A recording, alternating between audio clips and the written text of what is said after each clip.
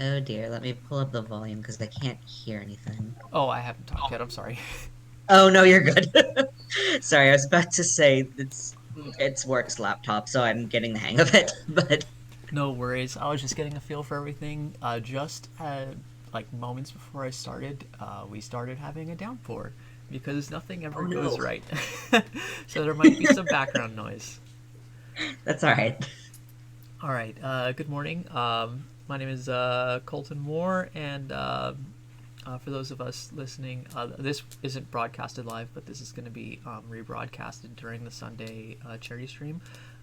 This is Noor Pervez, the Community Engagement Coordinator with Autistic Self-Advocacy Network. Noor, could you tell us a little about yourself? Also, did I get your name right? I'm sorry. No, you did. Sure. So as you touched on, I'm the community engagement coordinator for ASAN.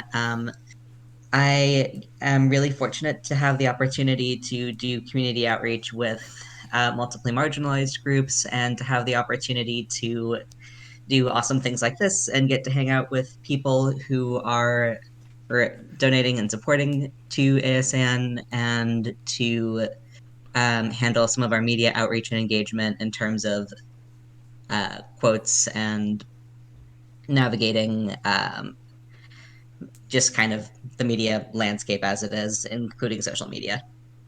Right on. What is the Autistic Self-Advocacy Network? What does it do as an organization? Sure. So ASAN is a policy group that is created by autistic people with the intention of advancing disability rights, particularly for all autistic people. We make it a point to focus on policy issues that impact the disability community at large, but also autistic people in specific. Some examples of things that we've done previously have included policy toolkits that cover everything from the federal budget to how to vote, which is a toolkit we've got coming up, like a revamp coming out pretty soon, as well as toolkits based on home and community based services. And basically, what those are designed to do is to break things down in such a way that all people with intellectual and developmental disabilities can understand issues that directly impact our lives.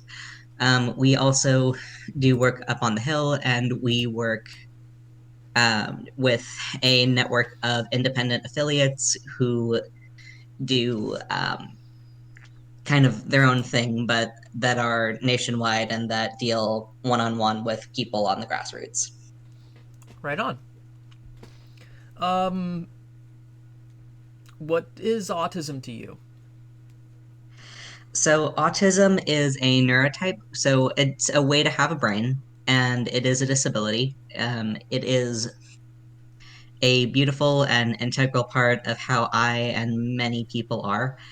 Autism is a core part of many people's identities, and it's a way for us to understand how we navigate the world and to frame a lot of like how we've developed as people.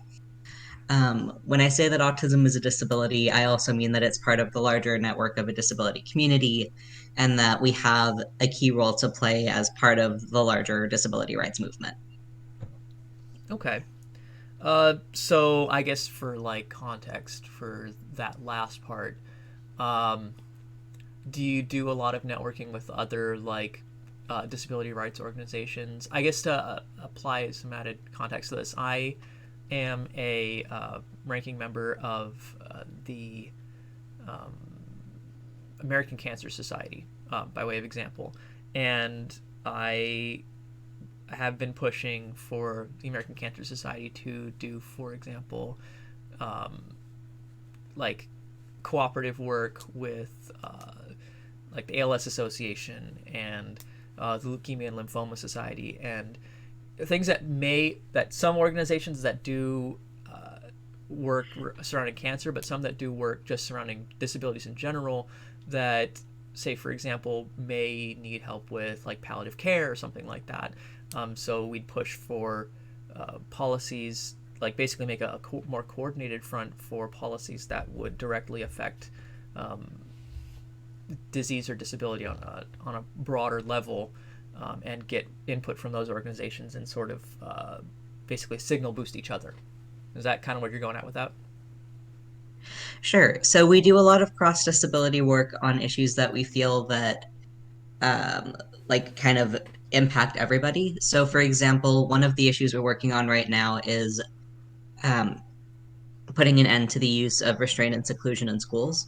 Right. Uh, and when I think in terms of that from a cross disability lens, I'm thinking about the fact that, for example, disabled students of color, Mm-hmm. and that's various just types of disabilities, that's mental health disabilities, that's intellectual and developmental disabilities, that's physical disabilities, are a lot likelier to be um, pushed into the school to prison pipeline. And when I think about that type of an issue, for example, it's really important that we look at that from a cross disability lens and we work collectively to both understand that issue, but also to fight to put an end to that issue. Right. And you might have, I guess, support, especially from self advocates or for advocates for people with Down syndrome, which share a lot of space in public education with children with autism that exhibit higher behaviors or something like that, um, and also have a more visible disorder. So it definitely has the potential issue to create this like othering sensation just from a visual perspective, with the people that who might perform seclusion or who might restrain a child in elementary schools, for example.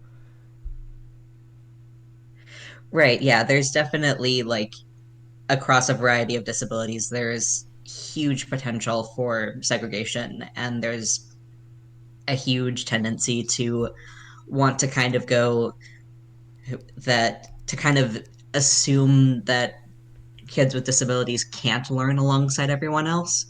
And that's just not the case. ASAN definitely advocates for inclusion, like inclusion in classrooms for kids with disabilities for the same reason, with the idea that like with the appropriate supports, people should have access to their full rights to be within the least restrictive environment and with um, like all of their peers. I agree. And actually, for reference, I work in special education, and that's actually kind of specifically my job. And as somebody who's autistic but wasn't diagnosed until later in life, um, I've been able to sort of like see the difference firsthand, because I got to see what education looks like without educational supports, having experienced it, and then also got to see what it looks like with those educational supports, seeing people with a similar neurotype go through with assistance that I've tried to provide for them myself. Um, why do you believe self advocacy is important? So, self advocacy is really important because it's at the cornerstone of living a self determined life. And what I mean when I say that is that, so historically, there's this thing that's happened where people with intellectual and developmental disabilities, including autism, have been assumed to not be able to make our own choices. And that can be everything from where we live to who we live with. That can be whether or not we want to engage with certain types of people. It can be whether or not we're able to stim or use our own bodies the way that we typically want to. There's been this historical trend towards um, believing that we can't make choices for ourselves and make our own decisions about our lives. So when I say a self determined life, I mean us having the ability to both make our own choices, but also if we need access to supports or services, having the ability to direct those things rather than have them make decisions for us. So self advocacy is a key cornerstone part of that because being able to understand what your rights are in a given situation and being able to advocate for them is a key part in knowing how to go into a situation and tell the people that you're dealing with and navigate the situations that you're dealing with in such a way that people understand, no, these are my choices, this is my life, and this is how I want to go about my day. This is how I want to be able to get out of bed at a certain time. This is how I want to be able to vote and make my own independent choices. This is how I want to be able to go to college or work. Like, it's the key to so many aspects of just day to day living that in a lot of cases we've historically been denied.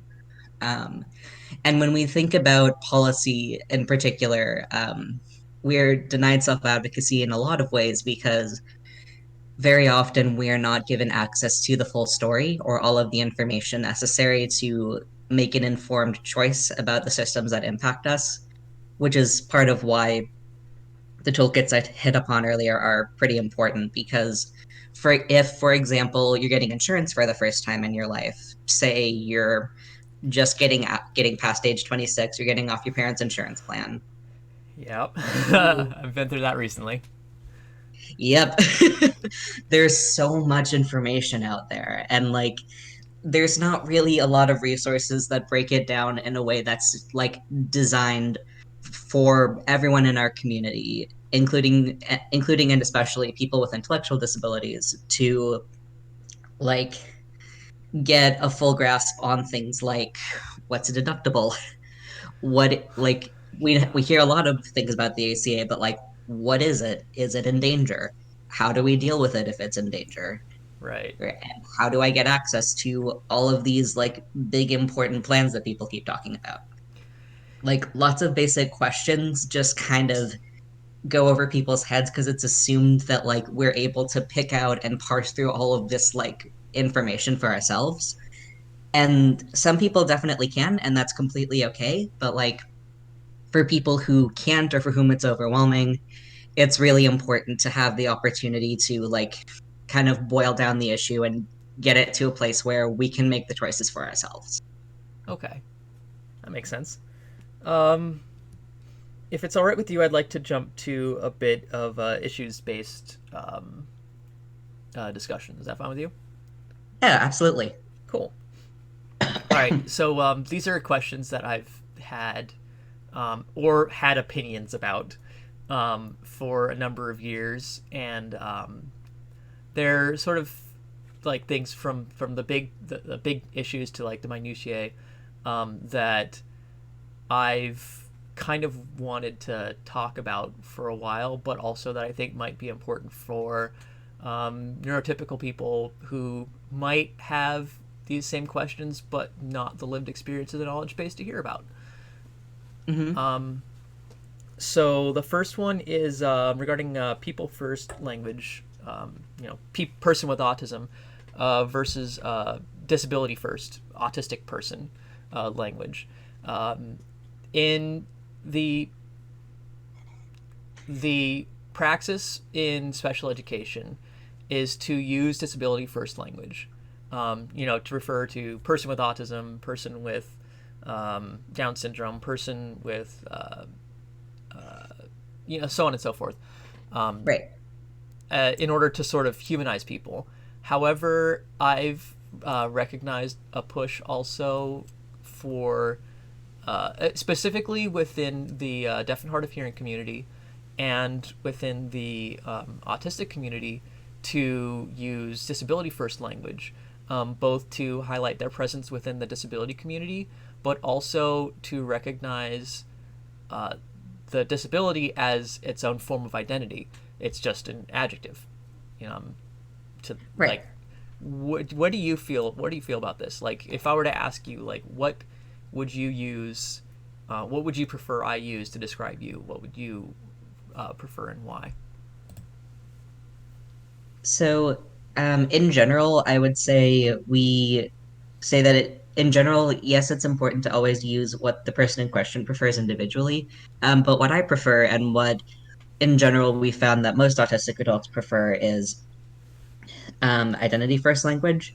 Mm-hmm. The reason that tends to get cited for this is because it's a part of our identity and it's a central thing of who we are. Like we can't leave it behind on a plane, right? Yeah. Like if I get off my plane one day and I can't and I look behind me, I'm not just going to say, whoops, this just got left behind. Um, Yeah. I'm not, yeah. And for example, I wouldn't say I'm a person with shortness. I would say I'm short. It's just an inherent part or characteristic of who I am. Right. This is also frequently cited as a way to destigmatize autism and as a way to kind of go, yeah, this is a part of who I am, and that's not bad. Right. Yeah. I'm gonna admit, just right from the onset, that that's a bit of a trick question for me because my answer is also it's not people first language, but it's person first language, which is that you just cater to the individual preferences of the person. It takes about 15 seconds maybe to learn someone's preferences, and you can just you stick with that. Basically, it's the same thing as like learning pronouns for me. Like, just do it, you know? Very real, yeah. It's always appropriate to definitely ask the person in question first. Yeah. The second question, I'm of two minds about. But I'll also be a little bit quiet on the issue. Self-diagnosis. Um, do you think that self-diagnosis of people with autism is valid and should be recognized? If so, should it be considered for disability accommodations? If not, what should be done about self-diagnosis and people who self-diagnose? So, self diagnosis is valid and should be considered for accommodations. The reason for that is that there is a really severe disparity in terms of who gets diagnosed. And that can be anything from age, sex, race, gender identity, what have you. And that can be for a variety of factors, the most frequently cited ones being cost, insurance coverage, access to testing that considers different presentations of autism, et cetera, et cetera. In terms of accommodations in particular, a good middle step if is that if people are requiring a formal diagnostic process, that whoever is requiring the diagnostic process either pay for it or provide it themselves. Because again, the testing is really expensive, it's really inaccessible, and it can be very, very difficult to obtain. Yeah, I actually agree on that front. I got tested in university, and it took more time than my actual university courses did. I ended up dropping out that semester as a confluence of factors that included that. And while I don't feel that self-diagnosis should be uh, considered mostly on the basis of the degree of accuracy that one can have purely on the basis of self-diagnosis because of basically like the layperson's dilemma. Not every layperson understands uh, everything about what they're ascribing to themselves or to others. Um, I feel like the answer to that is probably just broadening access to care in such a way that, like, basically removing barriers to formal diagnosis. Less than, well, not less than, but I feel like that's probably the better long term solution than um, leaning more heavily on self diagnosis. If that makes sense. I don't know. I sort of rambled. No, you're okay. Cool. Um, so this was actually a question that. So this interview is going to be aired on Sunday, during which I'm going to be playing uh, with two other people with autism, and one of them actually had this question that he wanted to make sure was passed on. What should be done? What should be done about slurs directed at people with autism? Um, do you mind if I list a few examples? Sure, go ahead. So things like the use of autism and autistic descriptors as a slur, like autist or aspie. I've personally heard Spurglord a number of times, and also the use of expressions which have been used to diminish autistic people. The most infamous one probably being re. Um, what should be done about these? Should they like be repurposed or reclaimed, like the use of like "that's a gay" has in LGBT communities? Um, and what should be done about incongruous uses? For example, like some people might use "re" that have make no connection to that with autism. That's a good question. So, in terms of what should be done about them, I think that's really up to the community as a whole. I would say the main thing that we can kind of do as a community right now is to kind of provide intercommunity understanding of like what those words mean right now and what like and basically like not everyone is aware immediately the full context of these things because as memes go, they tend to be like really heavily context dependent. Right. Like, for example, I wasn't aware of the autistic screeching meme until like I think 2 or 3 months ago at this point, at Okay. which point I was promptly horrified, right? Because oh my God. But Right. I would say on an individual level, like um there's not any one specific way to deal with it.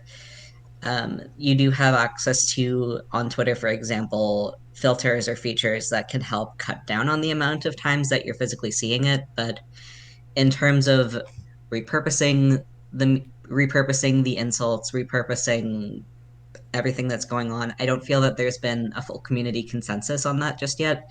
So I would say like kind of to see where that ends up and where that lands. Okay. Yeah, I became a. I mean, I've known about the autistic screeching meme for years, but I became a lot more familiar with it when I started working in middle school. Um, and I could tell you that middle school aged neurotypical kids will use like autistic screeching in order of magnitude more often than actual known kids with autism when they're in the same room as them, and it's like fucking terrible. Like, Yeah, I feel that.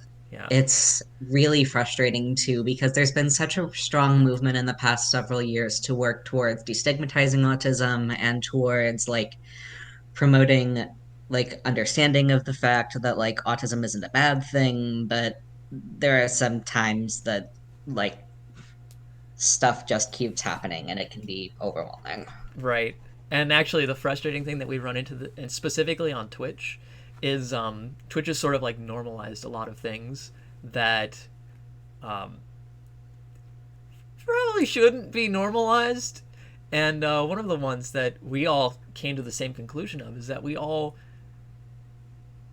follow and subscribe to, which means we're paying money to these people that all have re emotes that probably are people that like we respect enough to operate in good faith that probably aren't giving this a second thought that maybe having an autistic screeching emote is probably not the best thing. Um, and so like we're kind of taking it upon ourselves to like have these conversations with these people like, hey, maybe just don't have that emote. Like I've got an emote that's kind of like that. I named it and it's just for like generalized freakouts because that's something I do on screen. But like don't make it about like the autistic screeching meme. Like just don't. Reasonable. Um so this question is very charged and I guarantee you both of us have a lot of opinions about it. And probably a lot of them are the same opinions. Um Vaccines. What should we as a community and ASAN specifically do about the to address the vaccine autism myth? So, for one thing, we always start off like when we get inquiries about this, we always start directly by stating really bluntly and really openly, vaccines do not cause autism, and we know that for a fact. Can I plug for a We second? How do Sorry, go ahead. vaccines how do vaccines cause autism.com or do vaccines cause autism.com? I can't remember which site it is, but it's one of those great sites um, that I'm gonna see if I can pull it up right now. I can't find it, but it's this one sentence web page that just, if you go to like how do vaccines cause autism, and it just says they fucking don't. Like, that's the first thing that you should probably lead with. Just don't bury the lead on that one. So I agree, but like, go on. Sorry. Yeah, you're good. Um, but yeah, so we start from frame one, vaccines don't cause autism, and from there we go into the fact that autism isn't a punishment or a less valid way of being alive. So when we deal with media inquiries that deal with, for example, vaccine conspiracy theories, or when we deal with people who are concerned about like all of this misinformation about vaccines that have been like kind of thrown out into the atmosphere recently, start from like start it from like the media debunking toolkit basic of here's our message, which is vaccines don't cause autism. We know that for a fact. And then go into debunking the things that people have probably been hearing about without repeating the previous message. Right. So, vaccines don't cause autism. Autism isn't a punishment for anything, and it's not a bad or a negative way to be alive. We also make it a point to um, center and talk about fact-based information about vaccines. So, for example, Voices for Vaccines is a good basic website that kind of breaks down a lot of the common myths and misinformation that people tend to get about this. Right.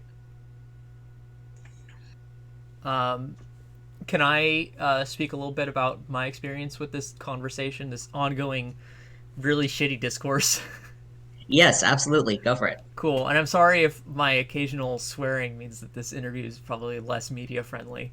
Um, so I have the opinion that this is all ice cream and piracy, which is to say, what is it that there's this, I can't remember what the study is, but somebody posted like this joke study that basically indicates that there's a causal relationship between ice cream sales and pirates, like yar sort of pirates, not internet Yeah. pirates. um, that says that the amount of ice cream has drastically gone up, like sales have drastically gone up in the last 200 years, but the number of pirates has drastically decreased. So ice cream sales are an effective stopgap for like killing pirates. Um, and basically, it's that these two things, they correlate, but they have no causal relationship to each other. And I think a lot of people don't really know like the history, because like one of the main things that comes up in this vaccine autism discussion is that there's been an explosion of diagnostic rates in the last 30 years. That autism was found in 1 in 400 people 30 years ago, and now it's 1 in like 68 or something like that now, right? And I think a lot of people just don't know the context around that. So catch me on any of this if I'm wrong. But this is for the people at home who have no idea what autism is and are probably watching this and going, man, what's the re-emote? Should I stop using it? Um,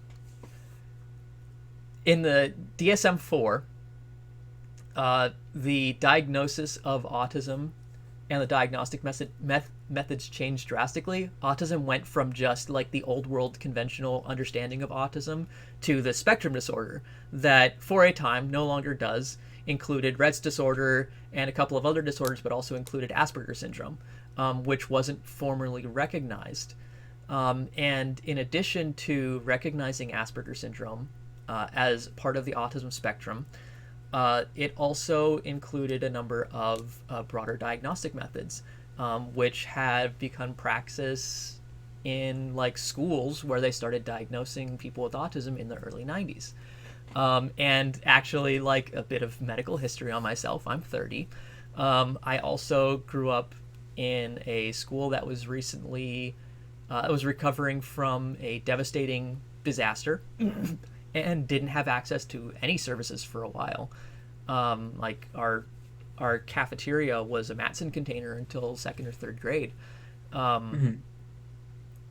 I'm one of the statistics. I'm one of the like 399 out of 400 when it was 1 in 400, and I'm one of the 1 in 68 now that it's 1 in 68.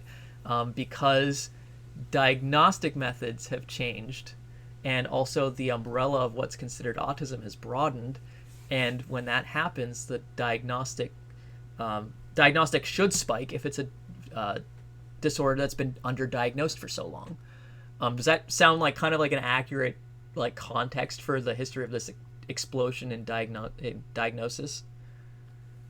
Oh, for sure. Like when we hear people talking about like the quote unquote autism epidemic, it's really a misunderstanding of the fact that, like, as you've mentioned, diagnostic criteria have changed and we're learning to better understand how to test like autism across different age groups, different sexes, what have you. Like we're understanding more about what autism is, and as a result, we're finding more people that are. Yeah, like me. Yeah. Um, yeah. So it's all ice cream and pirates. Everyone, go home. There's no epidemic. Stop complaining about vaccines on Facebook, Karen. All right. So this next question is about behaviorism. Um, should autism be treated behaviorally, as it very commonly is in schools? And if so, to what extent? Uh, and to So, contextualize that, I'm sorry, to no, contextualize no, no, that go ahead. to like to what degree of invasiveness or behavioral modification, and if not, what alternatives to behavioral treatment should be used? Sure. So, the way that the way behavioral treatments, and particularly ABA, is practiced currently, Mm-hmm. focus on normalization, and that is really harmful for a lot of autistic individuals. We need access to supports for things like communication and to meet goals that we as individuals set. So that might look like, for example, well, access to occupational therapy or speech therapy. If someone has goals to, for instance, uh, if someone wants to use ASL, for instance, Right. and their hands can't currently make those types of shapes, OT might be a good way to meet that goal. ASAN does not support any one kind of therapy for autistic people, but different things will work better for different people depending on what their goals are. The Right. most important thing is that any therapy should help autistic people get what we want and what we need, not what other people think we need. Right. Good therapies focus on helping us figure out our goals, and then they work with us to achieve them. Right. So, like for example, like self-injurious behaviors, maybe we should work on that. Like if you're hitting yourself, you're hitting your head against a concrete pillar or something like that. Well, we don't want that happening because that's harmful in any context. But like maybe let's not just train out behaviors that the teacher finds annoying, sort of a thing. Right. Like if you yourself have a goal to stop a specific behavior, Yeah. then you might pick up on strategies to decrease a specific behavior. So, for Right. example, if you come across a student who, let's say, maybe is a 7 or 8 year old and who has a behavior that they don't like, maybe they have dermatillomania or Mm-hmm. they pick at their eyebrow. Mm-hmm. Um, there are a variety of types of therapy that can work with that. And the best method is going to depend on what that kid wants and what works best with their brain chemistry. So it's an individual thing. Right. Okay. And this last one's also a very charged question. Um, and it comes up every time a new scientific study surrounding the issue comes up. Autistic medicalism, and in some cases, this refers to just objectively bad and horrific acts like bleaching your kid, but also it has controversial controversial connotations in a way that a lot of people will side against us on this, or in a different way, such as the discussion pertains to CRISPR being able to eliminate the autism gene. Should autism be treated medically in any context? If it could be cured, as some organizations believe, should it? So most of the self-advocates we've spoken with agree that autism doesn't need to be cured, and Mm-hmm. that instead of wasting time and money on something that isn't possible and that autistic people don't want, we should really focus on giving autistic people access to the supports we need to live good lives across the lifespan. So again, that can be everything from OT to access to home and community-based services. That can mean access to vocational supports. It's really important that when we're having this discussion, we center the fact that what autistic people want is key. And generally speaking, most self advocates agree that a cure isn't really either possible or something that most of us really want. Right. Um, yeah. Also, on the note of um, like autism cures, I feel like it's really important to note that, as you've mentioned, there's a lot of really dangerous pseudoscience out there. Anything like chelation, bleach, restrictive diets, and other things that are out there claiming to cure autism don't work and can actively harm autistic people. Right. There are, yeah. So it's really important that we note that this is wrong and that any doctor who lies and says they can cure autism really shouldn't be a doctor.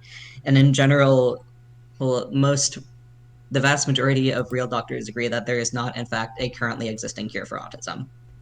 Right. And again, this is for those not in the know because hopefully a lot of neurotypicals will be watching this. I mentioned it in passing. Noor mentioned it by its formal name. I'm going to pair them together. Chelation therapy, as it is called, is feeding your kids bleach, and that is literally what it sounds like. There are a lot of groups on like Facebook, a lot of like mom groups will push this. A lot of people pushing just pseudoscience and woo will push this. They will tell you to feed your kid bleach to cure their autism, and this kills the kid. And don't fucking do it. Yeah. Period. Just don't do it because feeding bleach to your kids is bad. It also doesn't cure autism, but don't do it because it's bad. Yes, do not harm your child for the love of God. For the love of God, yes. Like this is an uncontroversial issue that I feel like just don't commit child abuse. Um, so what can I as an autistic person do to help? That's a great question. So I would say things that autistic people can do to help in terms of the self-advocacy movement as a whole and with ASAN in particular. Definitely donating to self-advocate led groups. So we are one, Green Mountain Self-Advocates is one. There's also SARTAC, which is, I always mess up this acronym. Um, there's a variety of groups that are led by people in the community who are making moves to work on policy issues that directly impact us. Um, I would also say volunteering. One example of a way you could do this is by signing up for um, uh, sorry, words. It's all good. One example of this is we recently started a proxy calling system, which is basically where say that someone reads one of our recent action alerts, which our action alerts are basically they're a simplified explanation of anything from a bill to a reg to a rule, basically something that's happening in the policy world right now that Right. directly impacts our lives. And you want to do something about it. You want to call your representative or your senator to talk to them about it, but you might have difficulty making the call due to a disability. So what a proxy call does is that it lets you submit a script and then a volunteer makes the call on your behalf Okay. so that you're able to get that information across without having to deal with whatever negative impacts attempting to make the phone call would have on you.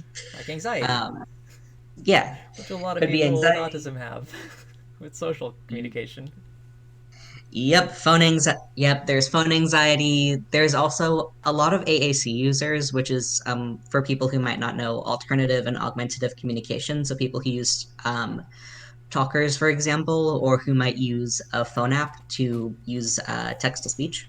Right. Um, and we heard a lot of stories about people who would use their AAC devices to like call their representatives, and then the representatives would be like, "This is a robocall. Clearly, this isn't real," and then they would hang up on them. Right. So, like, being able to navigate that type of a situation, for instance. Um, Yeah. yeah. So, volunteering for um, you can and it doesn't necessarily just have to be us on the proxy calling system. That can be volunteering with your local self-advocacy groups. That can be partnering up with local neurodiversity advocates. There's a whole range of ways to get involved on that front. I would also say if you are interested in making calls to your elected officials or learning about like current events, getting signed up for our newsletter, but also for newsletters from self advocacy groups in general, are a really great way to kind of get a feel for the landscape and learn more about individual actions that you can take on specific bills. Okay. Yeah. Good. Yeah. And the other thing that I would say is what you were doing right now. So having events, charity streams, fundraisers, and paying attention and tuning into those things are all really great ways to get involved as well. Good. Thank you. You mentioned a lot of specific organizations and links and pipelines and stuff like that. Is it okay if I push you for links on those? Yes, absolutely. Cool. So, for those of you watching this on YouTube, when I put it up, the links are going to be below. I'm currently pointing down for Nora's context because this is not a video call.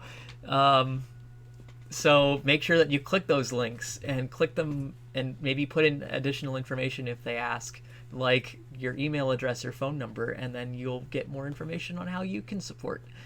Um, I probably should have said that before I asked this question. What can people who don't have ASD do to help?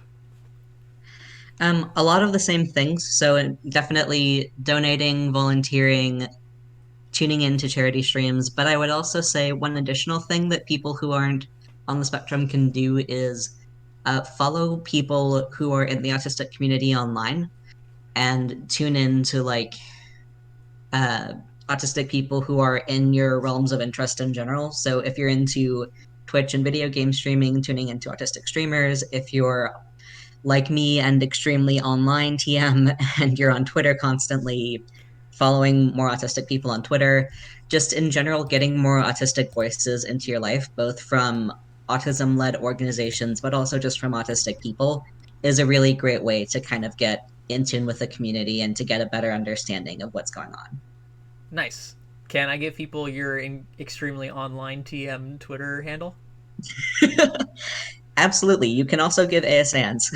All right. So ASANs is at AUT Self Advocacy, and you're talking to, or I'm talking to Noor, aka Snoring Doggo, for whom I've just dropped a follow. Thank you. Yeah, no worries. I had to find you in order to tag you yesterday, and then I realized that I just didn't follow you when I did that, so I figured this is probably a good time. Thank you. Yep. So uh, follow Snoring Doggo, follow Self Advocacy. I'm also going to do a quick plug for the Autistic Gamers, which is the Autistic Gaming Initiative, and their Twitter handle is, I believe it's just Autistic Gamers. Yep, at Autistic Gamers, exactly as you would spell it. So definitely check out all of those organizations. Autistic Gamers do regular events, and if you're on Twitch, which you probably are if you're watching this, or you're on YouTube and you're watching things adjacent to Twitch, might interest you. All right, thank you very much, Noor. I think that's about all I have. Is there anything that you want to say to the people watching this before we go? No, I think we about covered it, but thank you so much for your donations to ASN. Thank you for paying attention to the stream. Thank you for having me on. You're welcome. Thank you for joining us. Absolutely. All right. You have a wonderful day. You too. Bye. Bye.